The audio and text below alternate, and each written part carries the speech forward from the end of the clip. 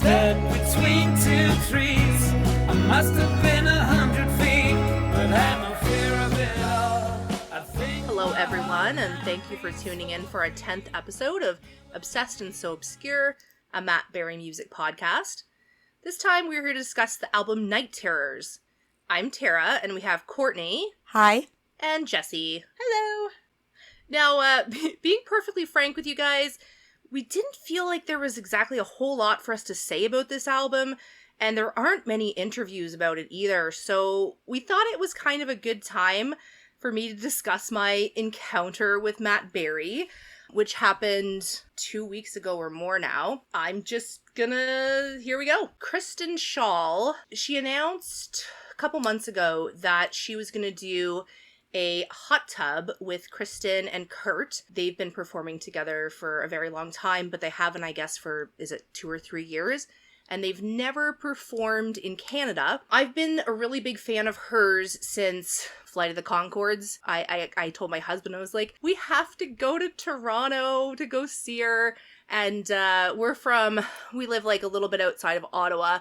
So Toronto is about 5 hours away. And originally he was like, I don't think we should go. We were going to Boston the week after. So he was like, no, I don't think we should go. And then he found out it was just for laughs and that Craig Ferguson was also performing. And we both really love Craig Ferguson. So we decided to go. So since they're all filming What We Do in the Shadows in Toronto, we kind of thought that Matt might be there. Craig Ferguson was performing at 7 p.m. on Saturday. Kristen was performing at 9 p.m. It was only 5 kilometers away, but if you know Toronto, that could take a while to get there. So we get to Craig Ferguson, and like an hour in, I'm like, we gotta go. Like, I'm so sorry. We gotta catch our Uber. We gotta go. Call the first Uber. He abandons us. So I'm starting to panic, so we get the second Uber, and he's completely lost. So finally, the friggin' Uber gets there, and I'm just like starting to panic because it's like 8:30 or something, and I'm like, we're not gonna get there in time. So we get in the Uber, and he's like, okay, well, I need your PIN for your account. And I'm like, I don't have a PIN. So I start giving him all the PINs it could be. So the Uber driver's like, yeah, sorry, you have to leave. Like, sorry. And I was like, look, it was a $14 fare. I will give you $25 cash. You just get me to the Royal. So he did, and we get out there, and there is just a huge line. It goes all the way around the block. So I'm keeping my eyes peeled for Matt Berry. Like, I don't think I'm gonna meet him. I don't think he's actually gonna be there, but like, we start going towards the entrance finally, and the guy in front of me is like, oh, that's Matt Berry. And I like was in a conversation with my husband, but I heard that and I immediately like turned around, and lo and behold, there he is in all of his gloriousness, standing by the entrance with a few people. So I turn to my husband and I'm just like, that's Matt Berry. That's Matt Berry. And my husband, we were a little bit drunk at this point, and he's just like, okay, Tara. And I just fucking took off. I like left him. So he follows me, and I see Matt, and he's wearing this like reddish orangey sweater. His Fila hoodie. Like, he loves that Fila hoodie lately. It was really cute. I liked it. I don't even think it's a hoodie. It looked good. Isn't it just like it's like a track jacket. Yeah, track like jacket. a zip-up jacket. Yeah. There's definitely no hood. I will say as far as I saw. I retract my hoodie statement. Yeah. It has been noted. You have been overruled. Stricken from the record. Thank you. Exactly. So I like kind of go towards him, and I know Matt is shy. Like, I don't think he really likes people approaching him, so I'm like aware of this. And I kind of like crouch down a little bit, and I'm like kind of doing this like almost like submissive like walk towards him, and I'm just like, hey, Matt. And he's just like looks at me, and he's kind of like, he's looking at me like, really? Like, I can't fucking get a minute to myself. And I'm just like, I am such a fan of your music. I've been a fan for so long. And he just kind of like, his demeanor, I feel like, changed a little bit. Because you mentioned the magic word. Music. Yeah, so then as I'm standing there, I notice it's fucking Kyle Newacek, and it's fucking Natasha Demetriou. And I'm like, so I look at Kyle, and I'm like, oh my god, hi! And then I look at Natasha, and I'm like, oh my god, hi! So I tell Matt, like I said, like I was like, I've been such a fan of your music, like for many, many years now. I said, starting off with Garth Marenghi, One Track Lover, which in retrospect, he didn't write, but we're just going to kind of gloss over that. And I was like, Opium, like I've been such a fan for so long. And he was like, oh, cool, like, thanks, or, whatever, kind of like, yeah. And I was like, I actually do a podcast about your music. And he was like, oh, cool, what's it called? And I said, Obsessed and So Obscure, a Matt Berry podcast, because I thought that he would be like, oh, cool, like, that's one of my songs. That's very clever, And he was like, oh, yeah, I've heard of it. Which and my heart definitely stopped. Sure, he'll promptly deny it if anybody else asks him that he admitted to having heard of it. And then I will be completely shattered. I was just like, I don't know how I kept going. I just kept talking. Like, I thank my outgoing little brain that, like, I just kept going because a big part of me was just kind of like, oh my God, oh my God, oh my God, oh my God, oh my God, oh my God, And so the fact that I found words was good. So he says that, and I'm like, oh my God, like, that's amazing. And I said, yeah, actually, like, we had James Sedge come on, and then I tried to, like, explain that he didn't actually come on, but he did, like, a written thing because, of course, as if that's important, like, as if Matt cares about that. And I'm just like, I have to be truthful to you, Matt. He didn't come actually on, but he did write, a very nice things. But anyway, so Matt was like, oh, how is James doing? I didn't, like, compute that. I didn't compute that he said that. It, like, didn't register until after, and I was like, oh my God, like, you just kept babbling on. I just kept babbling on. I was like, yeah, so, because I had a script in my head that thankfully my brain was going forward with, without me actually having to be, manning those thoughts. Despite his attempts to actually engage you in conversation. Like, I was just like, hold on. Like, shut up, Matt. I have to get this out. Yeah. I just put one finger slowly to his lips and was like, shh, I'm talking. So he said, how is James doing? And I fucking continued babbling and was like, I remember I was looking right behind Kyle Newacek and I was looking at a car across the street because I couldn't look any of them in the face, of course. And I was like, we would love you to come on. and if you ever wanted to come on, we would absolutely love that. That would be cool. And then after I was like, I should have been like, James is doing great. Like, not that I know, but, like, I should have just been like, James is so good, and we're literally the best of friends, and, nothing's gonna tear us apart. And he did an interview for us, so clearly doing an interview for us is correlated with just happiness and doing well in life. Yes. Exactly. He's better now that he did our interview. Right. Mm-hmm. They were clearly, like, trying to get into the show. Like, I was holding them up with my little, like, fangirlness. And I realized that, and I don't want to be a dick, and, I appreciated his time. So I, like, was just like, could I get a selfie? And he was like, yeah, like, and Natasha, who I love, she says to me, she's like, oh, would you like me to take a picture? And I fucking deadass said to this woman who, like, I think is amazing, I said to her, no, that's okay. I look better in selfies. So, first of all, no, I didn't. That picture is, like, I hate that picture. It's flipped backwards. I was looking at I look like a crazy person. I was like, why does Matt look different in this picture? And then I saw the writing, and I was like, oh, because it's flipped. That's why. We took the picture. I ended up taking two because the first one was completely blurry, so maybe it was a better thing that I took it, because I was like, I saw the first one was blurry, and I was like, no, we need another one.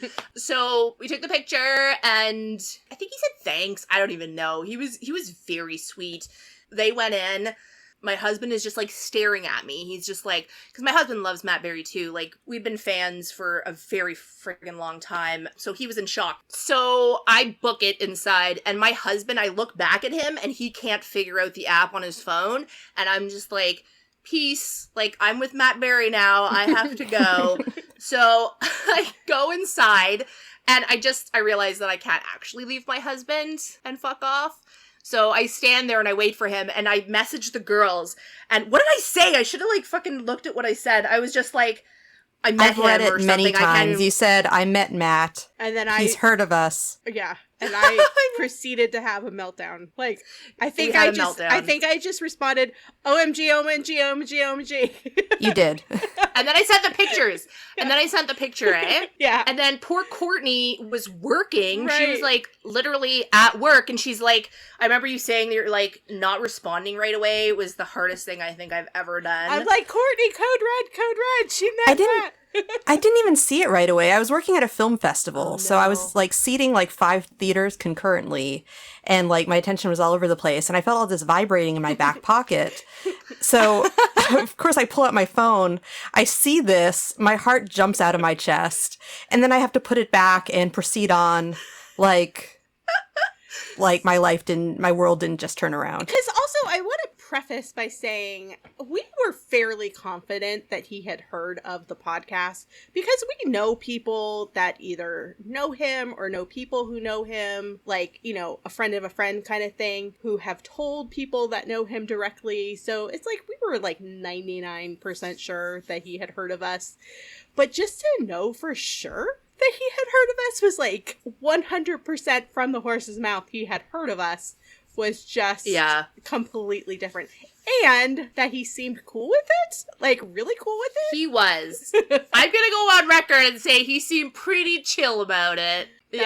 That's a good feeling. Like, we did reach out collectively to his agent or management or whatever before we started. Yeah, the music management, but we never heard anything. Yeah. And we all have agreed too, if it ever came back that he wasn't happy, or, you know, if we ever found out through like friends of friends or whatever that he didn't want us to do it or he was uncomfortable with it, that, you know, we have fun doing this, but we would absolutely stop, because the goal we had was to get the word out about his music to mainly a North American audience who really hadn't heard of his music.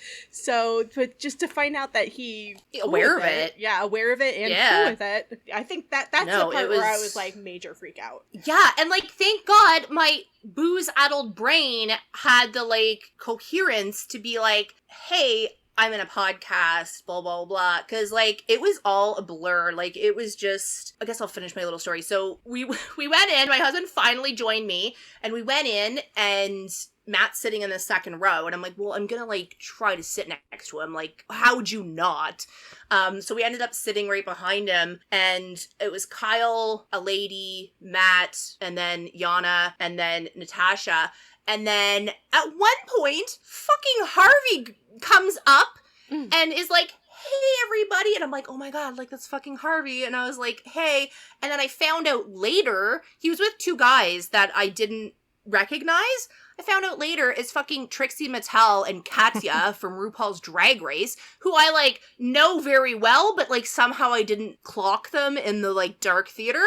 So yeah, we just, like, sat behind him the whole way, and, like, my husband was we were just so psyched. We were like, this is so cool, and the show was really funny. Kristen and Kurt were hilarious. They had a bunch of different comedians come on. It was just a really good time. And then at the end of the show, my burning question for Matt is, are you ever gonna tour again? And that's something I really wanted to ask him. So I was like, I'm gonna talk to him very quickly, very briefly after, and I'm just gonna say, you know, do you have any plans to tour ever again? And that was like my thing. He started getting bombarded by people after the show, and like, I'm such a big fan, I saw you in the IT crowd. I'm like, bitch, you don't even know his music, like, get out of here. so I didn't bother him, and he ended up going backstage. Yeah, it was really cool. He was very sweet. I don't think anything else happened. Was there anything else I talked about that I've forgotten? You said you were going to fight Kyle Newachik for him, and you made him laugh. Good call, girls. So one of the ushers, he comes once we're sitting down, and he's like, anybody got room for a single? And he's pointing at Matt's row and then my row. And Kyle's like, we have room over here. And like at the exact same second, I'm like, I have room over here.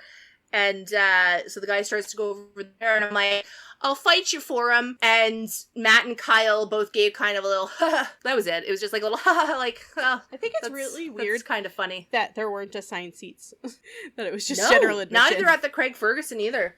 Yeah, you'd think reserve seats, like, VIP section. Yeah, that's really weird. Well, it worked out. That's did. awesome. Worked out Amazing. for me. Well, that could've been disorganization better. worked out for you because it allowed you to bombard Yeah. Matt and find For out that he's heard of us. Right. To know for sure Yeah. that he actually said, I mean, because he didn't have to say, oh, yeah, what's the name of it? He didn't have to ask that follow-up question. He could have just been like, oh, that's cool, you know?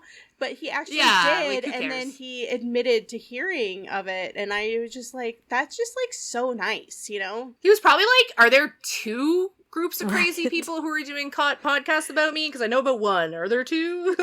Right, he probably wanted to make sure that there wasn't another one, because as far as I know, Yeah. this is the only one. Yeah. Probably a moment So of far, intense anyway. panic for a second there. Like, oh, God, what are they talking about? And now I'm just kind of like, exactly. has he actually listened?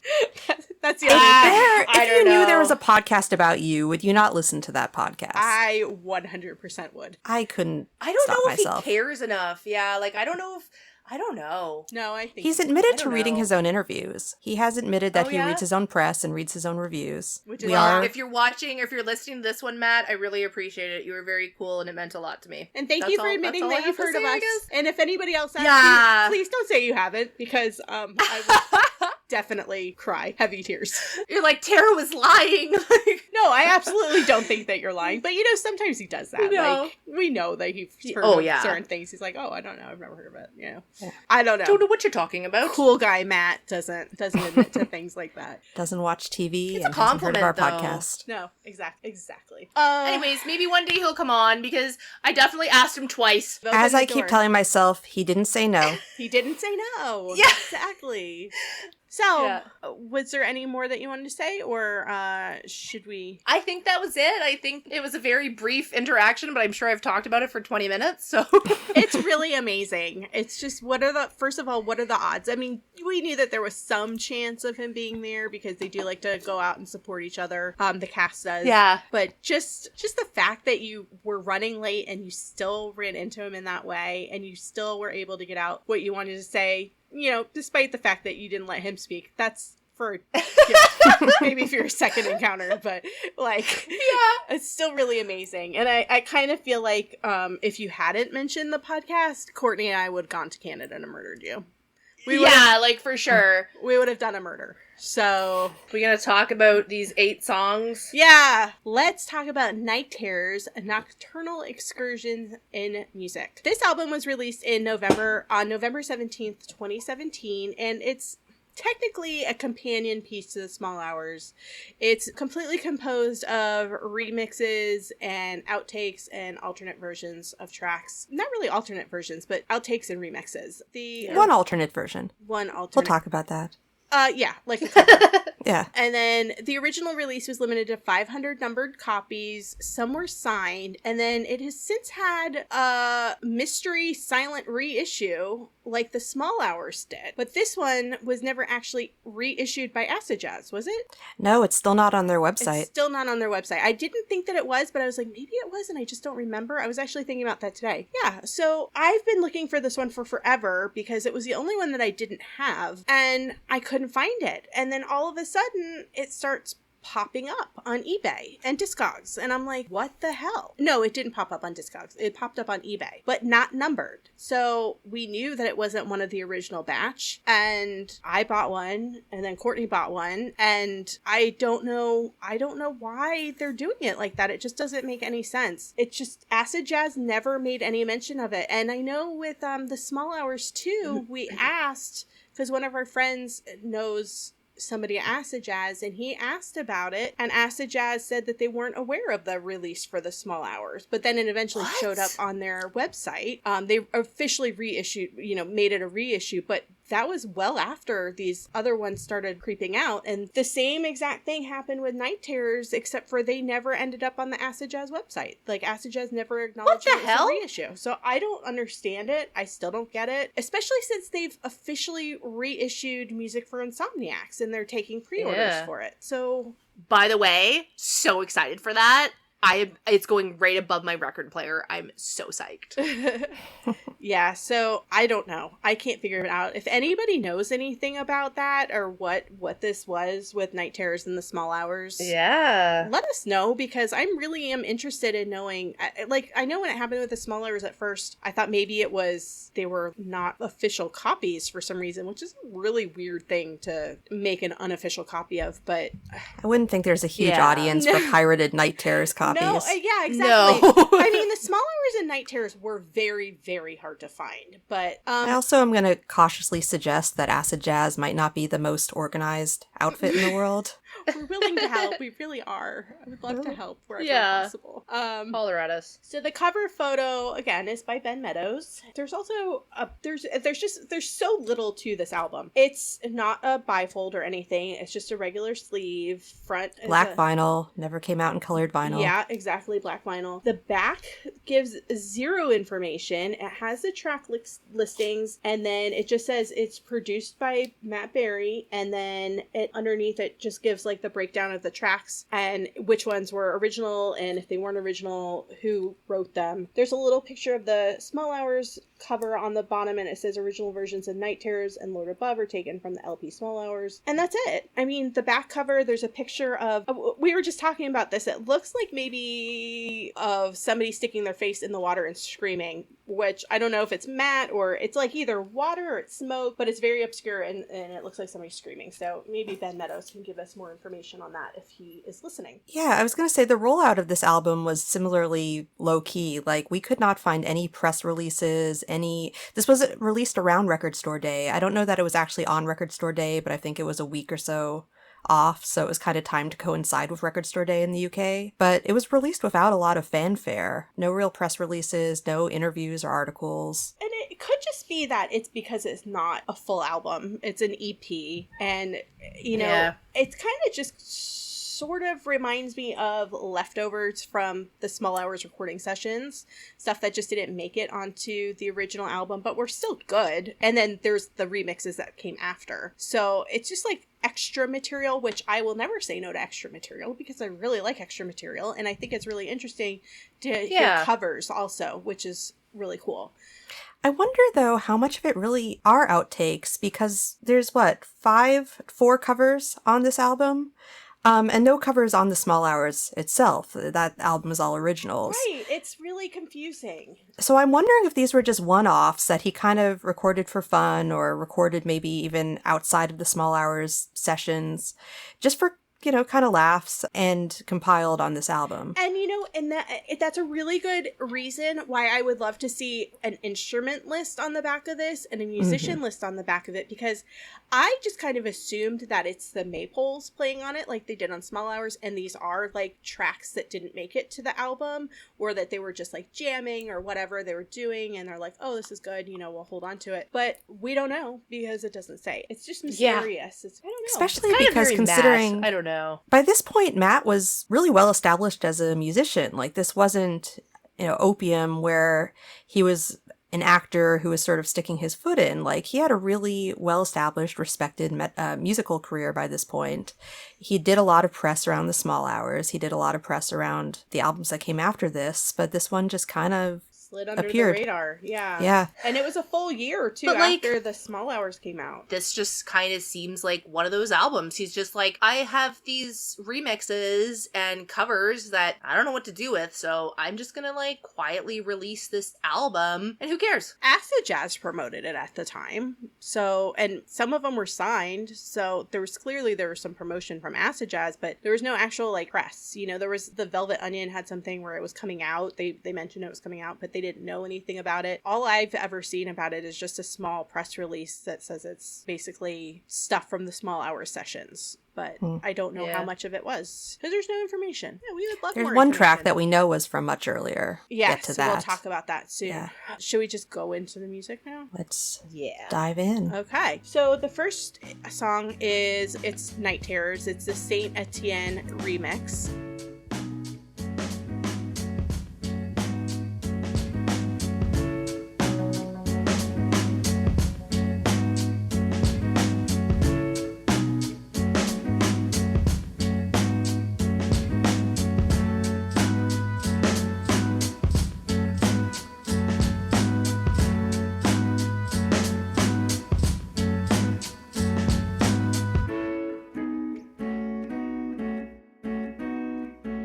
Saint Etienne is a three-piece English band. They started in the early 90s, and they were kind of like a house club, dance music sort of thing. Then they seem to switch genres up a bit. They've had some folky albums, they've had more electronica albums, and I know, Courtney, you've listened to them, and you like them, right? I do, yeah. I wouldn't say that I'm a huge fan or hugely knowledgeable about their work, but I've listened to their first album, and I know some of their songs. Matt hasn't spoken much in interviews about his relationship with Saint Etienne. He hasn't really named them as an influence, but we do know that he's at least friendly with them. There's a video floating around YouTube of him performing the song I Was Born on Christmas Day with them at a performance at Shepherd Bush Empire on December 9th, 2017, just about a month or so after this album came out. So they're buddies of his, and that's probably how they ended up doing this remix. Interesting tidbit, their best known song, probably the song that a lot of you listening might be aware of if you know them,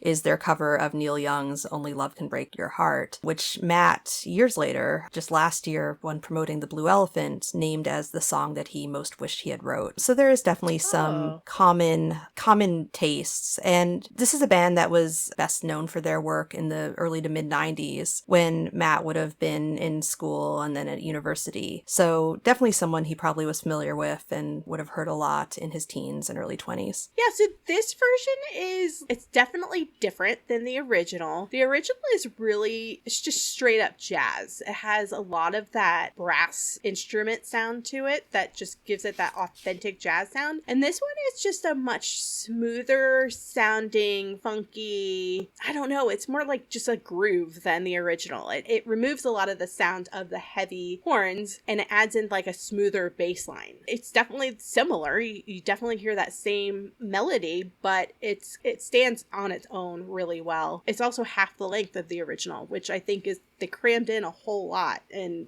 to make it that much shorter. Yeah, I always heard this as kind of a trip-hop interpretation. Like you said, you kind of took the words out of my mouth, that it really hits a groove and just stays in that groove. Mm-hmm. It's almost trance-like to me. Yeah. In a good way, that really, you could see yourself kind of getting into this song in a club. I played this song while studying before because it really just kind of gets you in that zone and stays there. It has that slightly psychedelic feel that Matt likes, obviously, on most of his work. There's kind of an echo on the beats, which to me calls back a little bit to the late 60s, early 70s, to some of the pop music you'd hear then. And yeah, this song to me just really works. It really accomplishes what it sets out to do. It takes the same song to a different genre and finds some new elements that wouldn't necessarily pop out in the original. And it's just a fun listen. It sets the tone of the album really well. It's interesting to see if you look at the track list on Spotify, it has 1 million listens, and that's 10 times more than the next top song from Night Terrors. So people really like this song, obviously. They like the remix of it, and I think it's fine. It's good to have on the background. I think it really goes with the next few songs as well, and they really transition well into each other. I was at a pool party over the summer, a 4th of July party, and this song came on the Spotify playlist that the host was playing in the background, and I lost my mind. That's so funny. That's like really, I really crazy too. Random for like just to be someplace and not expect to hear a Matt Berry track and be like, oh my god. It might not be completely random because I might have introduced this friend to Matt's music. Oh, okay. It felt vindicating. It was a good moment. It was like, I've done this.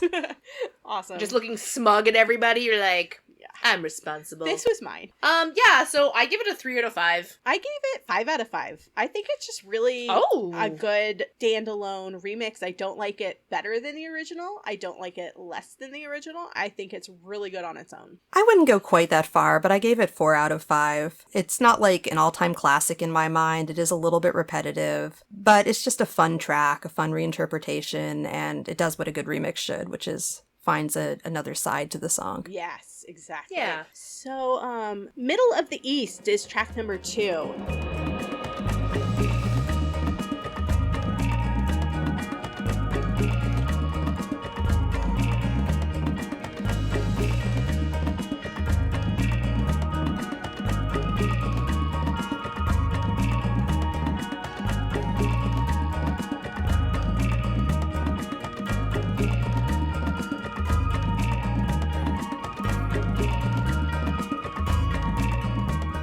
this is the only original track on the album that was original to this album specifically that was written by Matt. It's not a remix. It's not a cover. It's just a new song. I'm so stupid. I am just like the worst because I didn't fucking know that. I didn't know that until you guys said it tonight. I didn't know that Angie was a cover, and I did not know that Any Color You Like was a cover, and I had to like quickly go listen to them, and my husband's like, yeah, this is like Pink Floyd. I'm like, what the hell? Like, do I not know anything? No. We're getting ahead of ourselves. We are. Yeah, Okay. but So middle of the East. Middle of the East. yeah. So, The only original on the album. Yeah. Really, the other thing that I think is noteworthy to mention about this song is that it's the one representation of this album on the Gather Up box set, or the Gather Up Greatest Hits set, depending on which version you bought. I think they kind of made a point to include at least one track from each of Matt's albums, but clearly he felt proud of this one. He included it in his greatest hits. He wanted this to be something that he was known for. It's kind of an outlier in his catalog. You can hear why this didn't make it to the Small Hours album, because it's sort of just out of left field. I wrote African jazz influence, but I have to be honest that I didn't come up with that. I read it on AllMusic.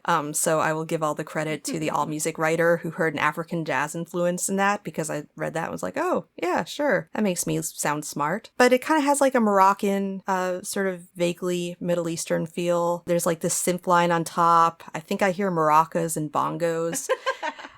One of the questions I have about this song is if Matt played percussion on it, because we know that he does play some percussion, and he has been credited on TV themes for sure as playing the bongos. So I'd like to know if that's him. I actually put that as a note on this track, that this would be a really good time to have an instrument breakdown or a musician list on this album, because I thought the same thing.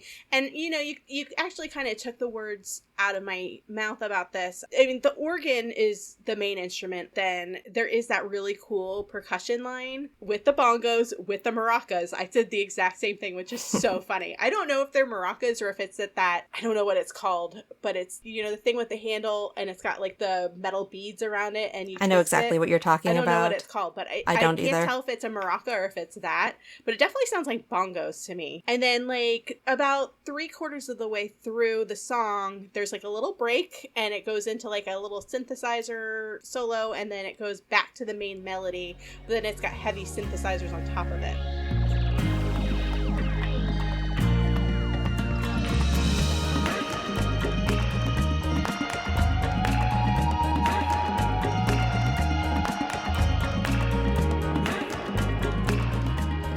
I really love this one, and you're right, it is an outlier. It didn't fit on the Small Hours, although, I mean, it could have. I don't know if Night Terrors fit on the Small Hours. I don't know why this one couldn't have, but it kind of is just like, it's a really cool song, and it deserved to be somewhere, and I'm glad it ended up on Gather Up, too. It's just a fun little jam. I really like it a lot.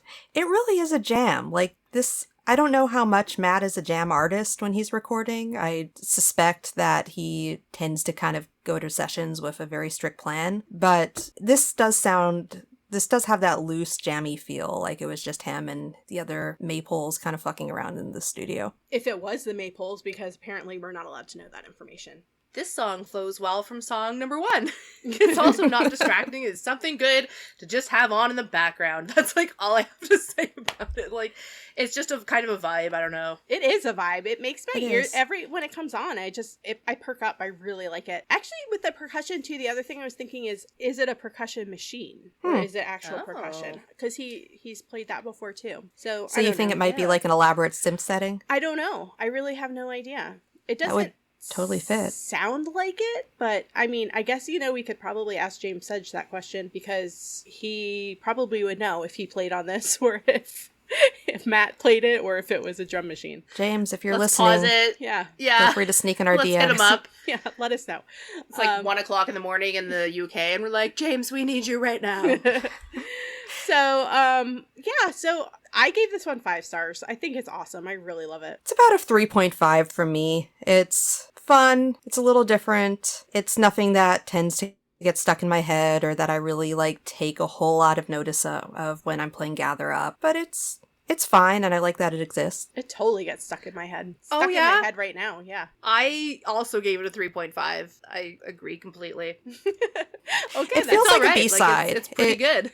It's not a B-side Yeah. because there weren't any B-sides for the Small Hours, but this just screams B-side. It screams like, sort of, like you said, outlier that he wanted to be heard but didn't really have a place for. Well, I feel like this whole album is basically a B-side. Yeah. Yeah, it's weird. I'd agree with that. Next is Angie, which is a cover. It was written by Davy Graham, who is a British guitar player. He died in 2008, and he wrote Angie when he was just 19 years old. And the original version of this song is completely acoustic. It's just acoustic guitar. That's it. Nothing else. Something we discovered as we were researching Davy Graham, because none of us were really familiar with him prior to doing a little bit of research for this episode, is that Angie is actually a bit of a standard. It's a really famous composition. It seems like it's kind of a little bit of a benchmark for folk guitarists to learn. It seems like its best known use, which somehow just passed all of us by, is on Simon and Garfunkel's album Sounds of Silence from 1966. And Jessie, of course, ran and picked up her copy of Sounds of Silence, and sure enough, it's there. You found a, you know what else I just realized too? Woo! Because you found on the original pressing of The Sound of Silence, because I don't have any idea, like, I know this song, I've heard it a billion times, and it just never stuck to me that occurred to me that it's the same song. It even has the same name, but it's spelled different. But you mentioned that the original pressing, this is not even attributed to Davy Graham. It was somebody totally different. So it was attributed to Bert Jant, who covered it, but didn't write it. Yeah, so I had to go and run to see which version that I have, and no, mine says Angie, but it's spelled wrong. It's spelled A-N-G-I-E, written by Davy Graham. So mine has been corrected, but if you look at the front cover, it's spelled Angie, A-N-G-I-A-N-J-I. So I've got both variations of the spelling, and now I have to go back to see if I actually selected the right one on Discogs, because I never noticed that before, and that's really interesting. I don't know, it seems like they screwed up on several pressings of this album. Well, they kept changing the spelling of the name at first. So on the song itself, and Matt spells it correctly, on the original version is A-N-G-I, then modified the spelling to A-N-J-I, and then it was corrected to A-N-G-I-E, and apparently at some point on some repressing they finally corrected it to the original A-N-G-I. Or like on mine, it has it as both. I wonder what it says on the actual record. That's just on the sleeve. On the front of the sleeve, it has A-N-J-I. On the back of the sleeve, it says A-N-G-I-E. And then on the actual record itself, it says A-N-J-I. It always makes me twitch when no one proofreads these things. Right? Like, I know we've Yeah. talked about that Get your on some shit of Matt's together. earlier albums where there's typos on the albums. It's just can't sleep at night. I mean, I'm like the Come on queen now. of typos Yeah. when I'm texting and stuff, because a lot of it has to do with autocorrect and just the fact that I type really fast and I don't go back and reread. Yeah. But like when I'm sending an email or doing something in a professional setting, I literally reread things like 5 times and make sure everything is correct before I hit send or before I turn in a report or whatever. I don't get how some of these things go out with You're big putting out an glaring- album, have a friend proofread it. glaring issues. It's so weird. I either love covers or I hate covers. And I love them when they stay 100% true to the original. You know, obviously add your own flavor to it, but don't go half-assed, you know? Don't Yeah. fuck it Like up. either Yeah. keep it true to the original or make it completely different. You know, just really take it and make it your own. And I hate covers that just fall in the middle. And this one is just really good because it took this really simple, classic acoustic song and transformed it into something that very much has his signature on it. He stuck to that melody, and then he just verified it. He added organs and synths and percussion, and it's fantastic, and I really love it. Damn it, Jesse, you literally took the words out of Damn my it. mouth. Keep doing that. We never agree on music. What is happening? I don't know. We haven't given anything the same star ratings. I literally wrote, gives a simple guitar piece the Matt Berry treatment. Almost exactly what. Jesse, we can't let you speak first. That's so funny. But you just did that. on Everybody's the like, Courtney just copies Jesse. no, because she just Mhm. did that on Middle of the East. You were talking about the bongos and possibly maracas, and I said, "There's bongos and maybe some maracas." Great minds. That's so You guys are funny. both really good. Yeah, you're good at this. That's hilarious. So are you. Yes, you are. No, so listen to what I wrote about this song, because full fucking disclosure, I had no idea it was a cover. They like we have like a little brief chat before we do this, and they were like, yeah, every song but one is a cover or remix, and I'm like, what?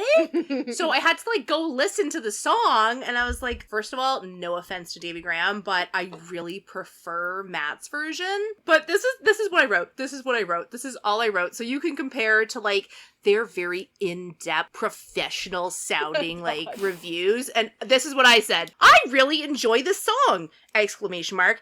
And it has no lyrics! Exclamation mark. That's a big deal for me.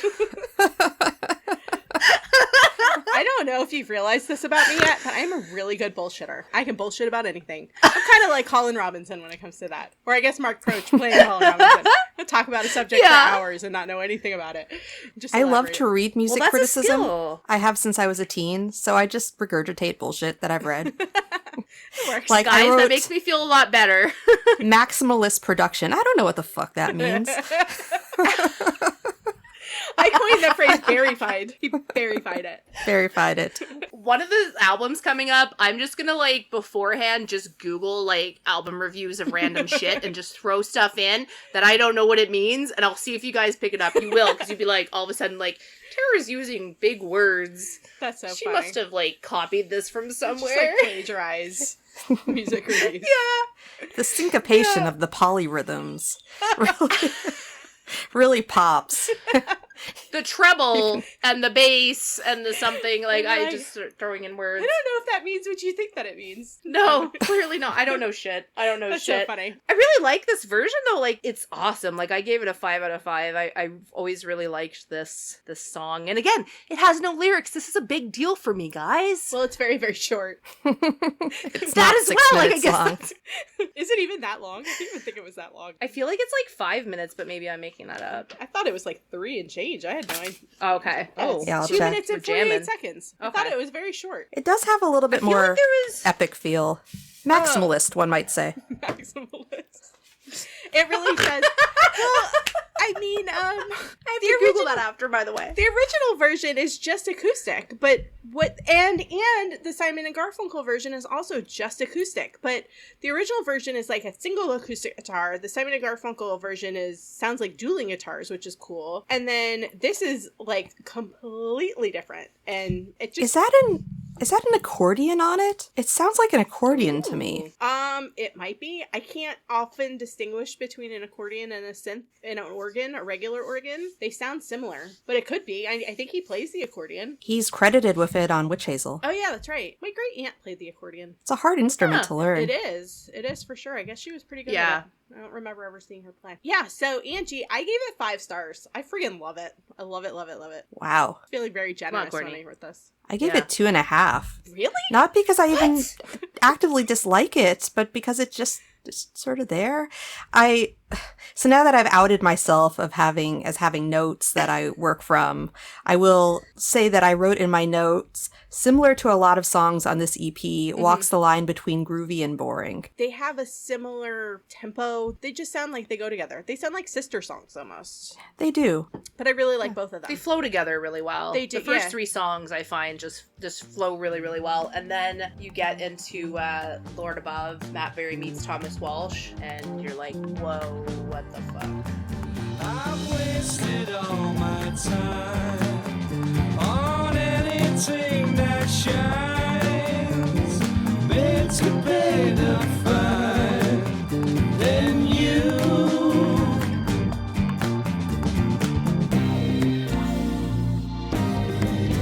I'm climbing up the tree, but it's always about me. There's nothing there to see. Then you.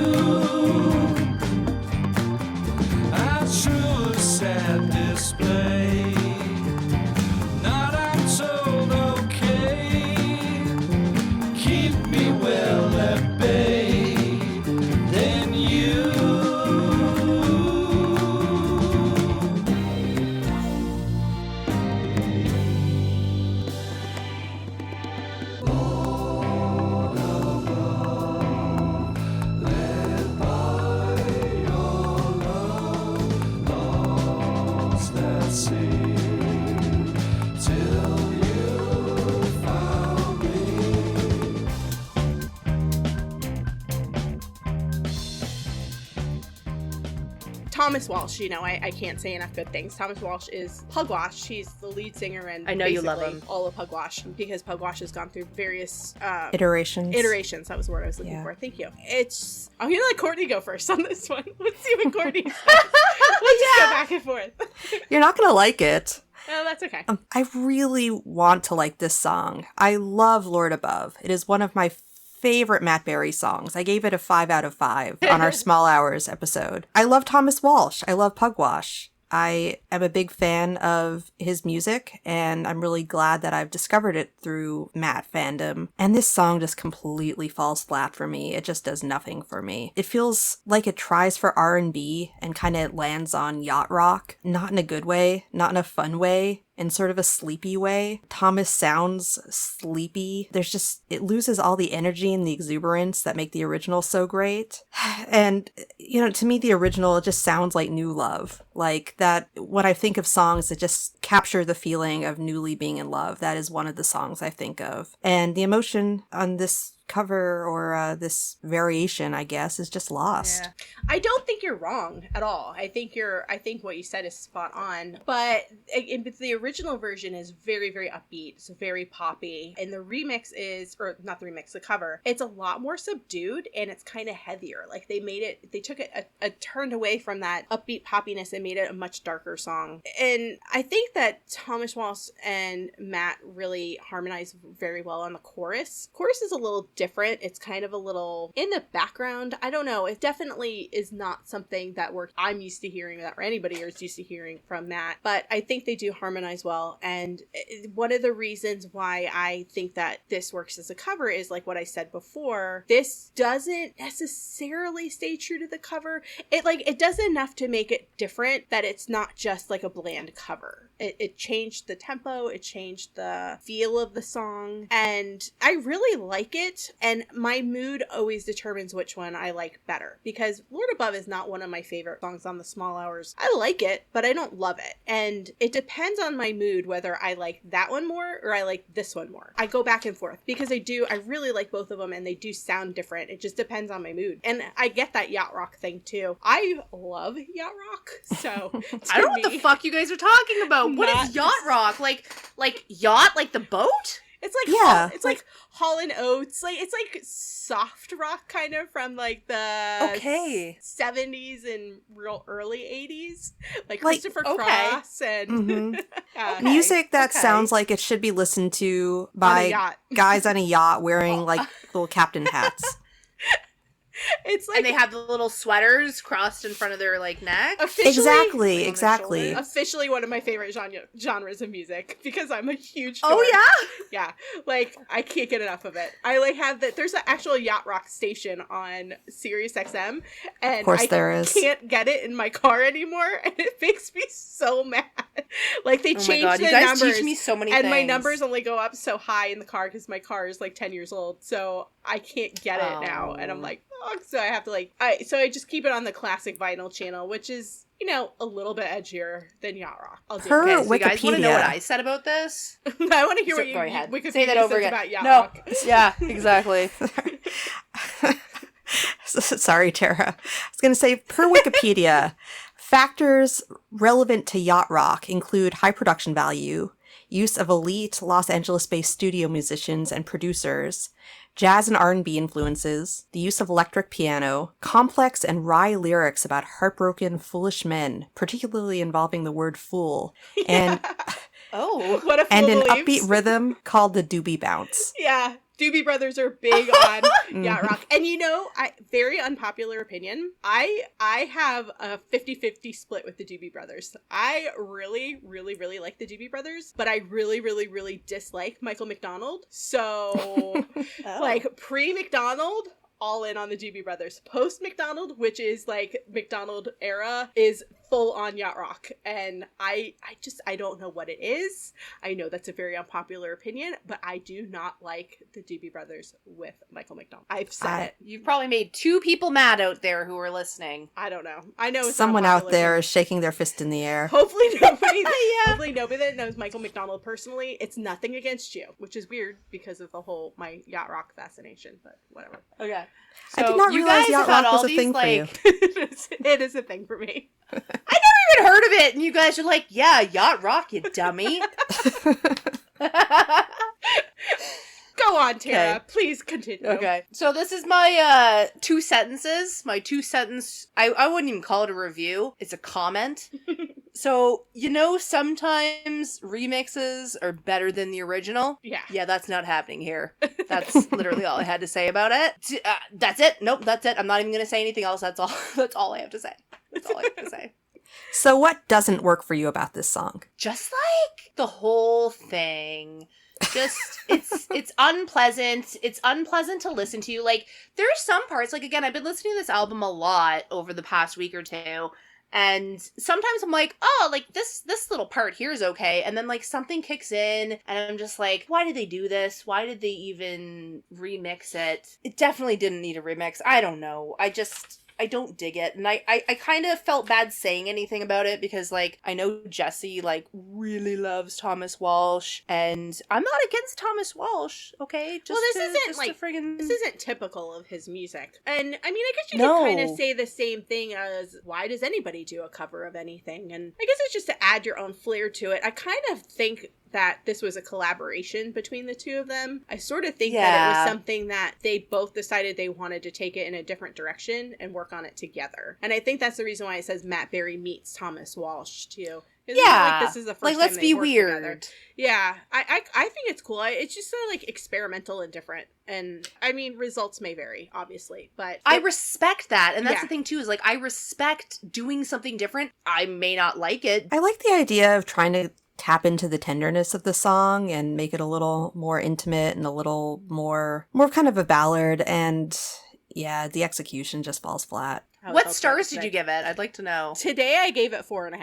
Oh wow. Okay. Yeah. I mean, if you asked me that's strong. If you asked me last week, it may have been like a 2.5 or a 3, or it could have been a 5. I don't know. It's kind of one of those that I kind of have a different opinion of it every time I listen to it. I can appreciate that because, honest to God, sometimes I'll like listen to songs again and I'm like, oh my God, what did I write this on the podcast? Because like today it's a 5 and I probably gave it like a 3 and I'm like, I couldn't remember what I did for the original Word Above. I couldn't even remember. So I don't either.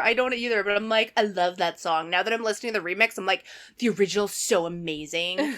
I give it a 2 out of 5. I don't care for it very much. And I'll give it a 1.5 out of 5. Oh God, okay. It really falls flat. We don't love it. But you really, really, really like the original one. So I do. I get it. That makes sense. So the next song is Any Color You Like, and I'm not shy or ashamed to admit when I'm wrong or off base, and this was one of the songs that I just wrote that, like, this is a charming little song, like, I really like it, and I always thought this was just a Matt original, and the girls, when they mentioned that this album was full of covers and remixes, they're like, yeah, no, like, that's a Pink Floyd song. And so I ran out and I listened to that and I was like, no, like I know the Pink Floyd song, like I've heard it before. I just somehow never pieced it together. And I was listening to it with my husband and he was like, yeah, like that's the Pink Floyd song. And I was like, how come you never told me? He's like, I don't know, I just thought you realized it. Kind of like, hey, you dummy.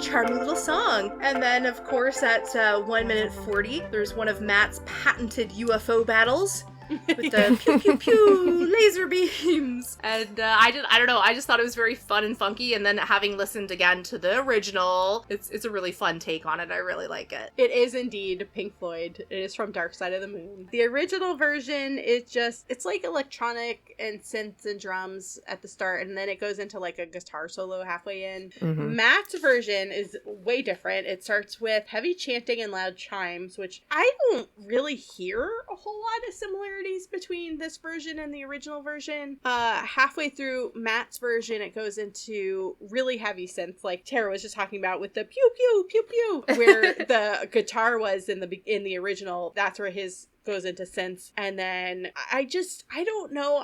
I think as far as covers go, it's more of its own thing.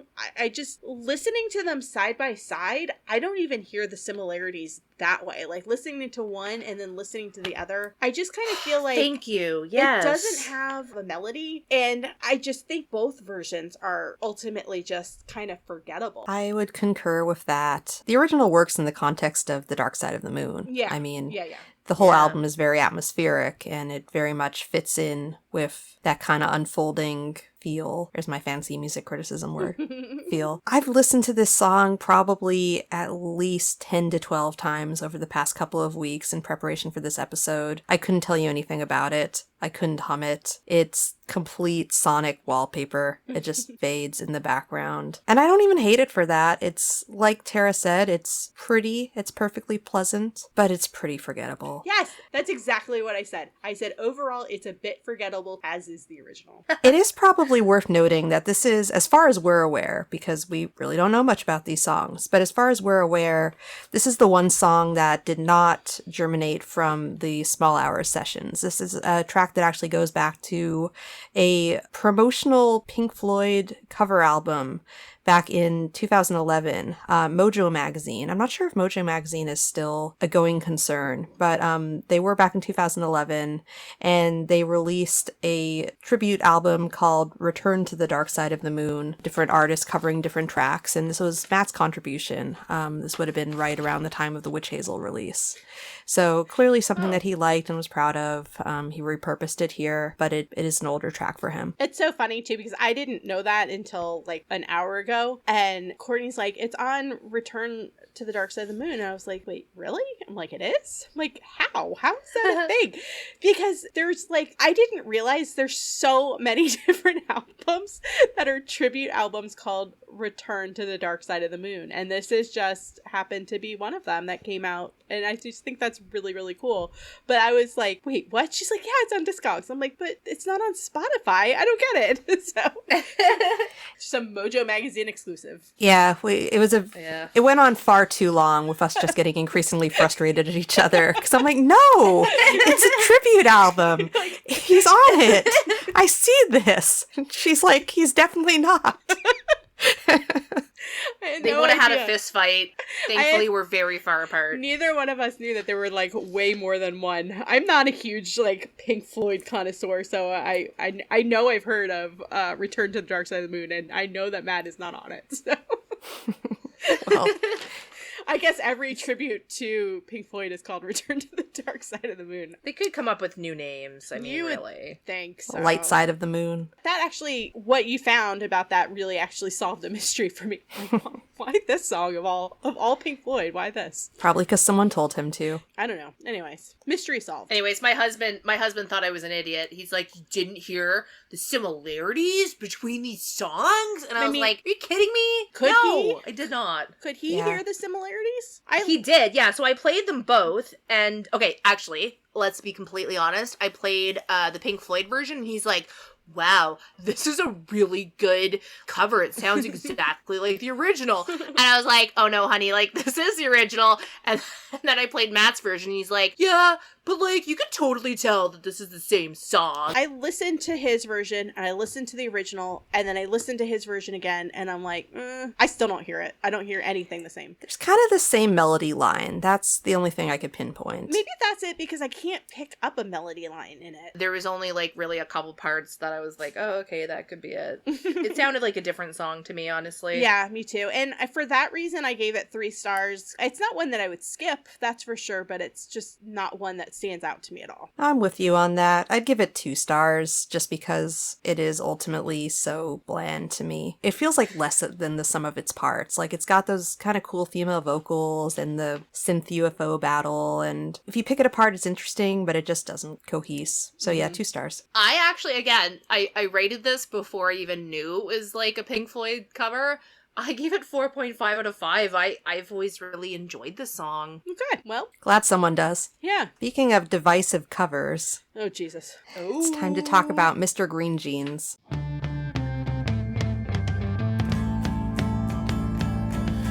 Eat your greens, don't forget your beans and celery. Don't forget to bring your thick ID, a bunch of these magnificent wood sauerkraut.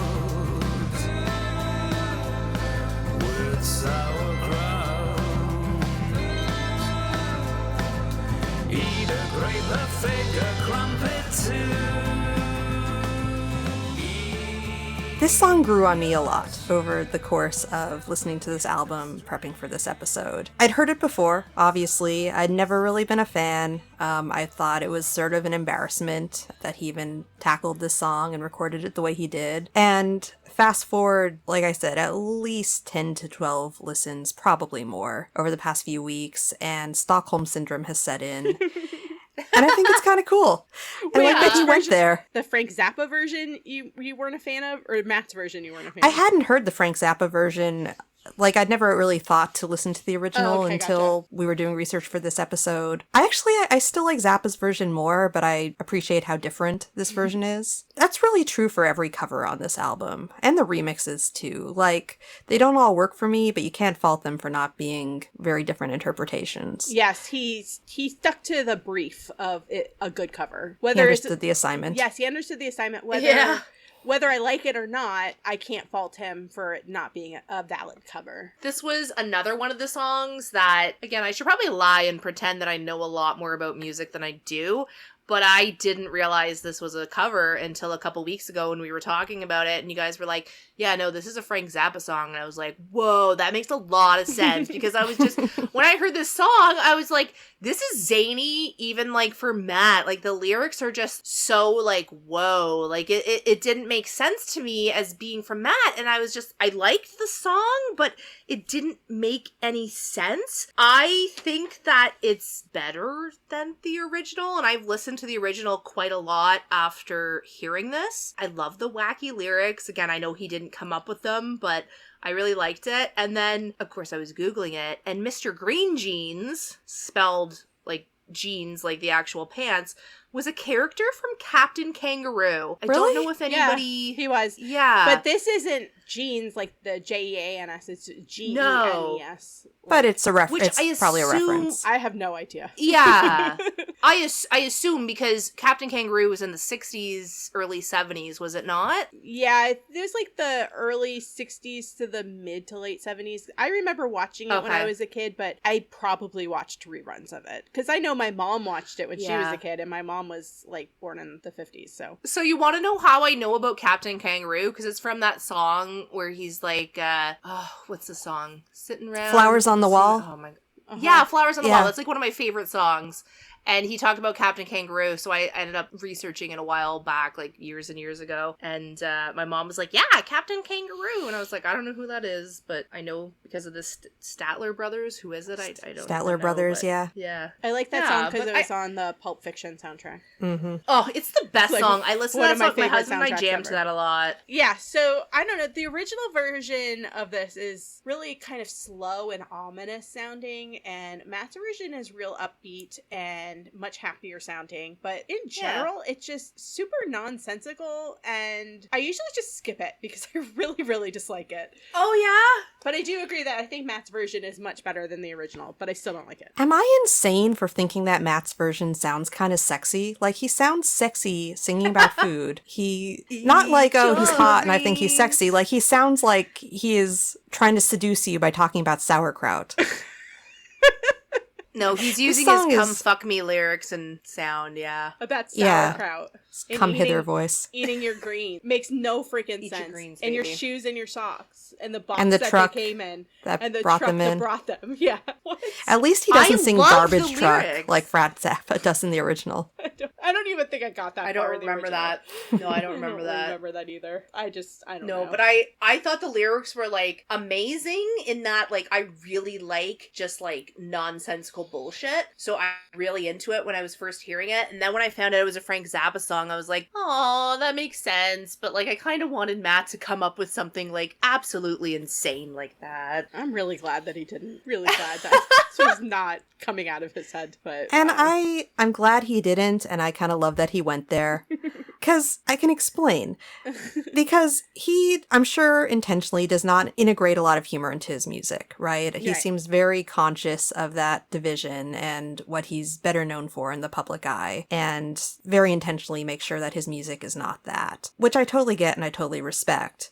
But he is a very funny guy. Like, clearly that's a huge strength he brings. And I love that he just leaned into that. Like, you know, when we talked about Opium is funny in a lot of ways, but it kind of plays it straight. Like, it's not winking yeah, at you. yeah. And this is totally winking at you. Kind of agree, because the original song is just ridiculous in a way that it just makes no sense. Not that it's like funny, but his version, I think, because he made it more upbeat and happy, it is kind of funny. It doesn't make it And better. also sexy. Somehow sexy. I'm not saying this is like the song I go to at the end of a hard day. It's just... No, but once you said that, I was like, yeah, It's not in your No. highlight reel. I agree. It's not... Not the soundtrack to your highlight reel. When I'm lying on my deathbed and the doctor says you've got an hour left, what do you want to play? It's not going to be Mr. Green Jeans. Oh, man. Disappointing. But I don't feel like I've lost time listening to it. Okay, that's good. How many stars do you give it? Yeah. I'm going to give it 4 stars. 4. Yes! Wow. Me too! I gave it 4 stars. Holy You know crap. what? 4.25. Yeah, fuck you, Jesse. That's so funny. I gave it 2 stars.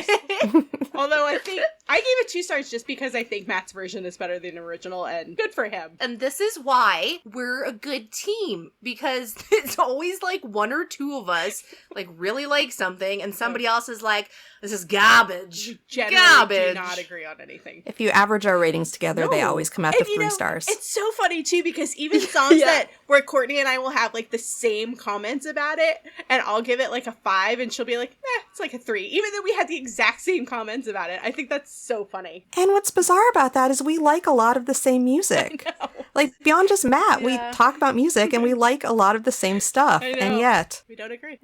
All right. So I suspect that the heated emotions will continue on to Hey Little Girl. This is no. a cover of an Australian band called Ice House. Jesse, do you want to tell us a little bit about Ice House?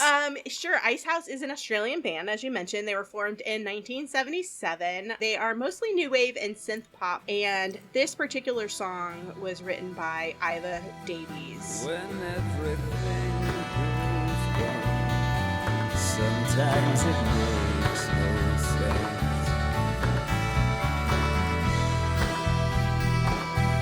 There once was a time I should have known better.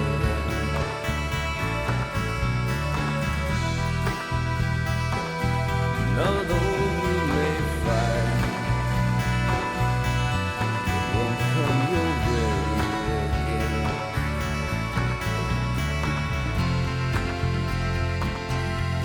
hey little girl, who will time tonight?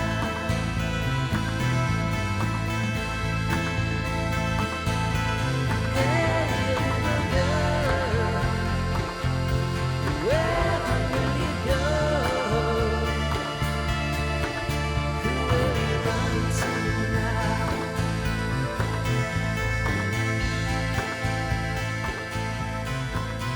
There's like a lot of different versions of the song, and they're all attributed to Ice House. They're not like covers, they're all Ice House. And just listening, I think Matt's version might be the closest to it, might be the US version, just because that version is upbeat, but the vocals are a bit deeper. See, I didn't know that at all, because when I was kind of researching this episode, I just went and searched for the song and found the version by Icehouse that, the first one listed. And that's what I've been listening to. I had no idea. There's like album version, there's like US version, there's like a US album version. I know there's like all different versions, but they're all Icehouse. They're not covers. Very strange. Weird. Yeah. This song was actually a really big international hit. It went top 10 in a lot of countries in Europe. It was top 20 in the UK. And in America, it spent 1 week at number 31 on the Billboard Top Tracks chart before dropping off. What year was that? Do you know? That is a very good question, I just and don't not know. something I thought to write down. I That's guess okay. early 80s. I didn't want to I think it was put you on the spot. 1981, but Okay. That makes, let me look that up. makes sense. That would be the 80s. I wasn't sure when this actual song came out. I didn't look at that part. I want to say 82. I'm just going to say 82. Let's see. Let's all guess. Come on, guys. Everybody at home, let's all guess. Actually, Tara, you're completely right. It was 1982. Hey. Fuck yeah, Yeah. I'm really good at arbitrary numbers. I will guess just bullshit out of nowhere and be right. Okay, so guys, I love this song. This is by far the best song on the album. It's amazing. I listen to this all the time. It's just on my top liked songs on Spotify, and I did not realize it was a cover. I knew in the back of my head, I was like, this reminds me of something, but I could never place it. So I'm like, it must just be that this is such an amazing song that I just think it reminds me of something. And then once I heard it, I was like, oh yeah, no, that's the song I've been, thinking of in my head. Matt's version is just such a big improvement on the original, and he absolutely kills it. It's fantastic. I don't know how anybody could say anything bad about this song. Take it from there, girls.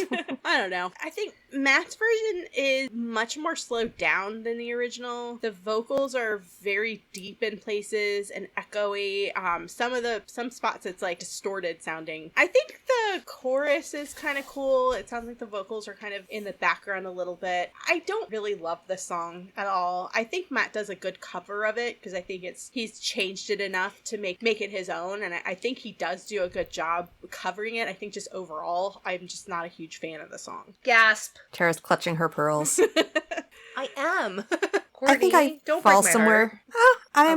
Okay. I'm in middle path. I fall somewhere in between. Okay. I like this song. I like the original too, for what it's worth, or at least the iteration of the original that I heard. I like 80s synth pop, and I like how kind of, no pun intended, how cold and icy this song sounds. Like it's very mean-spirited. It's very kind of cruel. Not just the lyrics, which are pretty mean-spirited, but the song just sounds cold. And Matt really captures that feeling, that hard anger, without imitating or mimicking the original. His vocals are really low in the mix, which is unusual for him. He usually kind of puts his vocals first and forefront, but he really lets the synths and the backing music kind of swallow the song here. So is there more accordion in this song? Because I thought I heard accordion in the first 10 seconds too. I think I just really want Matt to be playing the accordion. I would like to see that. I would like a video of Matt playing the accordion because I think that would be really cool. I We don't have a video know of how an Matt playing accordion the works. ukulele, which is the dorkiest looking instrument there is. So if he wants, the ukulele, I think it's so cute. My husband plays it, and it's super hot. So I wonder hot. if he can play the banjo. I'm sure he can.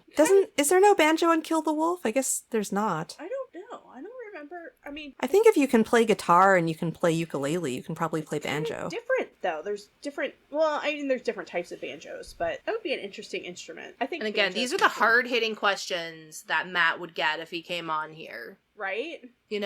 Just come on. We're not scary. We're just did you play the accordion? Our burning Can you questions. play are, the banjo? our burning questions are literally consisting of why don't you like the small hours? Can you play the accordion? What's your favorite instrument? Why What don't you play shoes the were you accordion? wearing during this? Why did you wear those shoes? Why were you Yeah. wearing red Converse and we've never He seen them said again? that when he's at home, he likes to record in the nude. So probably no shoes. What? I've never Oh, heard is that. that the You guys are interview when so- he says that he rolls out of bed and his studio's right next to his bedroom, so he's wearing nothing or next to nothing when he rolls out of bed to go into the studio? Yeah, that was Is that the what you're one. talking about? Did he say nothing or next to I nothing? think he says nothing and then he says next to nothing, corrects himself. Like he Like, got maybe British he's and wearing, caught himself. Yeah, maybe he's Yeah, wearing he's some boxers or something. Oh, he does play banjo. I'm wearing pants. They call it pants, right? Yes, It's very pants. British of me. They do. When I was in England, I said something about how it was a nice day, so I was going to go out without pants on, and got teased mercilessly. That's Or so I think I funny. said I was going to wear a skirt instead of pants, and You should wear both. Those little things. For the record, he does play the banjo on Kill the Wolf. yeah, I thought so. Okay. I don't know why we were talking about banjo. Oh, accordion. We go led off to on ukulele. tangents. Ukulele led to banjo. There it is. We were worried we would have no tangents for this album because we didn't have much to say, but Right. I thought we would. We and always we did. we always find a way. Life, it finds a way. And you said that it's like 80s synth pop, and I that's probably the reason why I don't really like the song. That is not my favorite music whatsoever. Yeah, you're not a fan of the 80s pop sound. I'm not at all.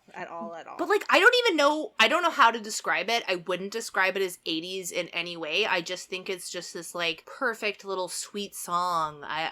Again, You'd call I don't this song have big sweet? fancy words. This song is Yeah. nasty. Well, yeah, like if you like listen to it. But Matt's version is even more nasty. Even if you don't No, listen to I the just think lyrics. it's beautiful. The way he sings it, I think Oh, is okay, gotcha. really beautiful. I do Yeah, like his no, like, I'm vocals not, here. I like- like how deep he gets. He doesn't usually kind of go to the low ends of his vocal range, No, but he and does have a really impressive vocal Yeah, range. I wish he would more. Yes. One of the things I don't like about this song is the echo. Like, to me, it's overkill. The song already sounds really kind of vicious, especially on the line almost 2 minutes in where he says little girls hurt sometimes, and there's a lot of echo and a lot of distortion. Yeah, we get it. But that's a nitpick. I really like this song. Thank you. I gave it. Nope, you're wrong, Jesse. Okay, so this is what I gave it. I gave it a 57 out of 5. Holy crap. Okay. It's very specific. Very, 57 out of 5. Yeah, very no. specific. Not, what would Yes, it it take is. to make it a 56 or a 58? Yeah. It doesn't matter because it didn't warrant that. It, It warranted just a it was 57. He just- 57. Knew it to be 57. Specifically 50. You could just well, tell. That's valid. I gave it 3 stars. I mean, it's not great. It's not bad. It's just real middle of the road for me. That's a lot more generous than I expected from you. Yeah, well, I'm a nice person. Usually. We'll see. Usually. We'll see about the next one.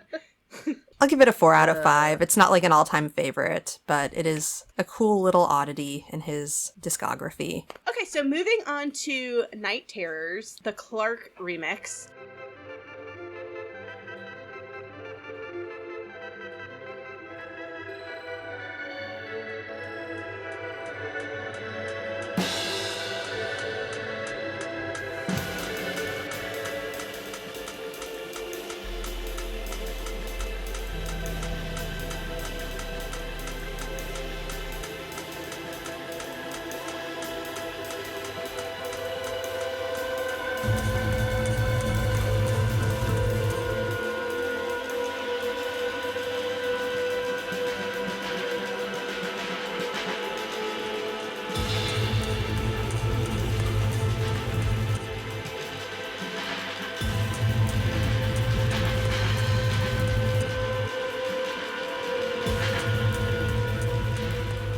Chris Clark is a British electronic musician and composer. He most recently composed the score for Lacey's Story on Apple TV Plus, which is based on a novel by Stephen King. And I don't know if you've seen it. It was so good. And the music was so atmospheric and beautiful. I'm a really big fan of Stephen King, but his movies don't usually do it. But he was involved. I think he wrote the teleplay for this one too. It's really good. If you have Apple TV Plus, it stars Julianne Moore. I remember when I was watching and I wonder if that's the same Clark that did this remix that Matt's a fan of. But I'm like, this sounds really different. It's the same Clark, and I thought that was really cool. And it wasn't a book that I was familiar with. Like, I have read so many of Stephen King's books. The first adult book that I read was It when I was in 6th grade. It's not a book for kids, and I think my parents were just really happy that I was reading, so they're like, whatever, that's fine. Plus, Stephen King is one of my neighbors because he's a snowbird and he lives in Sarasota for half the year. And one day I'll get to meet him and tell him I'm a huge fan.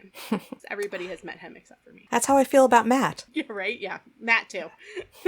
Yeah, Matt has been very vocally a fan of Clark's for years now. He initially kind of mentioned Clark. The first time I saw it was on the AM/PM playlist he did for Spotify. I can't find an exact date on this, but I believe it was around 2016, maybe early 2017. It was shortly after the BAFTA win. He has recommended in multiple interviews Clark's song Future Daniel, and actually just last year in an article where he listed his favorite songs for the Line of Best Fit website, he said of Clark, "We've worked together and he's recorded some drums in my studio. He has an amazing approach. He just wants to do things differently, and I've always been drawn to that." On the AM/PM playlist, which we'll link to you, it's the whole playlist is well worth a listen, and I've discovered some really fantastic music from that. But he suggests Future Daniel as one of his songs, and he says, "Clark's someone who I became aware of kind of late. I mean, he's been around a while, and I was stupid and not kind of realized it. But it isn't really the kind of thing, that I'd have thought I'd be listening to. But it's just so well put together, and there's like a bunch of ideas in every 1 minute of stuff that he does that you just can't help but keep kind of listening to see what's going on, what's going to happen next. And it is dance to an extent, but there's a lot more going on than that, and that's why I find it interesting. But it wouldn't be the kind of thing that I would normally say listen to. So I like that, the fact, that at the age of like 40, I've got into this, which is good, I guess. He has even spoken in other interviews about his fandom, I guess, his admiration for what Clark does. And so it's not really a big surprise that Clark was, I'm assuming, invited onto this album to do a remix. The remix itself is controversial. To say the least, it's controversial. It's just a headache. I don't know what this is supposed to be. It doesn't sound like the original Night Terrors at all. And I skip it 100% of the time. As soon as I hear that opening, what sounds like a malfunctioning pinball machine, I'm just like, skip. I'll confess that prior to diving into this album for the episode that you're listening to, I'd probably listen to this like maybe 2 or 3 times all the way through. I mean, either I just wouldn't play it, or if I was listening to the full Night Terrors, it would be a skip. But I forced myself to sit through. I even listened with headphones on intently and took timestamps of every change or variation in the music, because it is a pretty droning, repetitive piece of music. And I sort of land on this one the same place that I land on Mr. Green Jeans. It's not necessarily my jam. It's not something I'll seek out. I appreciate that it exists. Just because it is such a different interpretation, it's really a deconstruction of this song. You do not listen to this song. You should see the look on Jesse's face right now. Just utter recoiling disgust. Sorry, was I saying that out loud? Like my face? Was my face? You might as well have been, face. Jesse. Yeah.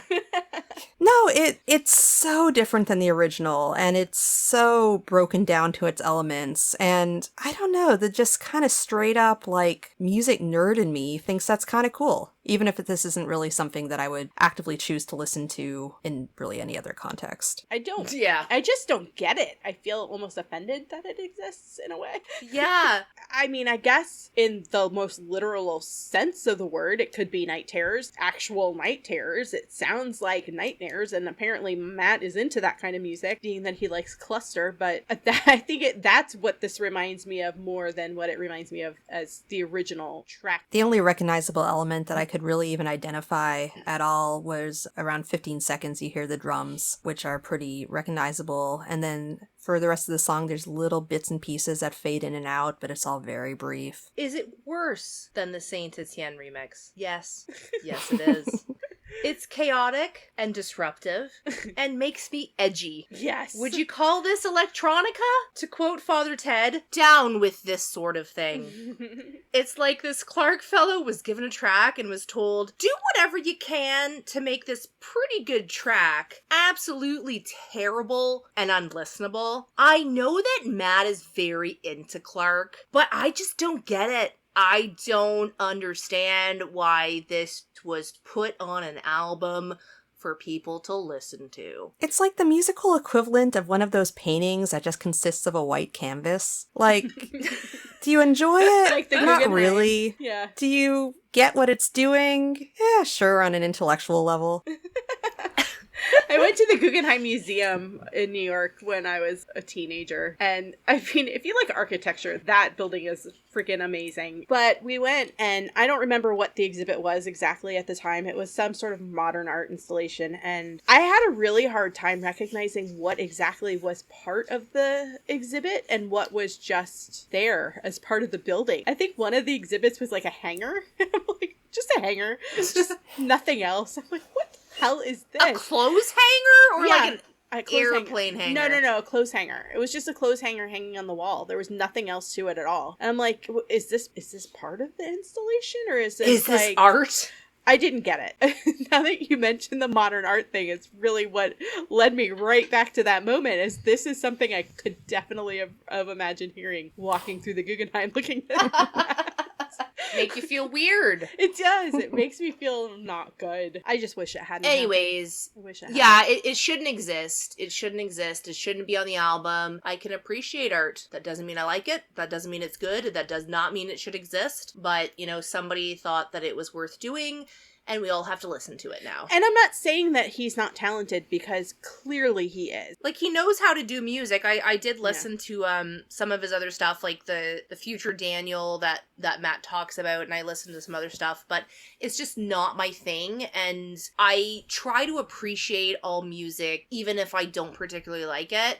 And I have really, really, really tried with this track. It's just a dumpster fire. Like a recoil. Yeah, no, I have like a very visceral reaction of, oh, like, no, make this stop. That's kind of what I get from it too. I gave it half a star. I was gonna give it no stars, but I wasn't sure if that was. That is the worst rating we have had so far, and that's saying a lot. That's the worst rating I've given anything. That's the worst anybody's given, I'm pretty sure. I mean, What did I give Rain Came Down? I can't remember. I feel like it was a 1. I think Was it a 1? I think we both rated that one a little bit higher just because of the first half of it. This one is just it's really just literally unlistenable. As soon as I hear that broken pinball machine, I skip it. I give it a 1 out of 5 because it's not very good. I'm going to get a little pretentious here for a moment and Oh, argue that any piece of art that makes you recoil and makes you feel physically sick is a powerful piece of art. yes, it's true. It's true. impactful. It is. It is Yeah. causing a visceral reaction. Yeah. Which is Absolutely. ultimately what art sets out to do. I don't like this song. I doubt I will ever listen to this song again, having forced myself to do so several times. But I'm going to give it 4 stars. Whoa. Okay. What the For having the audacity to exist. That's so funny. Oh my gosh.